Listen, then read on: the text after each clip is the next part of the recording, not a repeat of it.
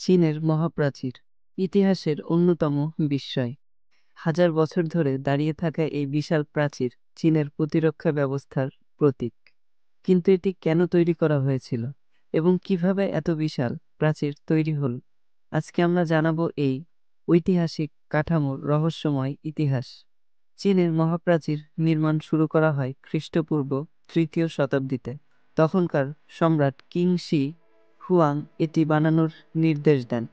মূলত শত্রুদের আক্রমণ থেকে চীনকে রক্ষা করতেই এই বিশাল প্রাচীর তৈরি করা হয়। পরবর্তীতে বিভিন্ন রাজবংশ এটি সম্প্রসারণ করতে থাকে। এই প্রাচীরের দৈর্ঘ্য প্রায় ১৩,০০০ মাইল। এটি এত বড় যে মহাকাশ থেকেও দেখা যায় না বলে প্রচলিত আছে। তবে বিজ্ঞানীরা বলেছেন এটি পুরোপুরি সত্য নয়।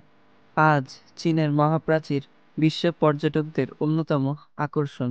প্রতি বছর লাখ লাখ মানুষ এটি দেখতে আসে। এটি শুধুই প্রতিরক্ষার জন্য তৈরি হয়নি, এটি এখন চীনের সংস্কৃতির অন্যতম প্রতীক।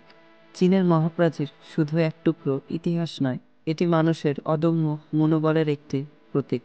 আপনি কি কখনো এই বিস্ময় দেখতে চান? কমেন্টে জানান। আর ভিডিওটি ভালো লাগলে লাইক দিন, শেয়ার করুন এবং সাবস্ক্রাইব করতে ভুলবেন না।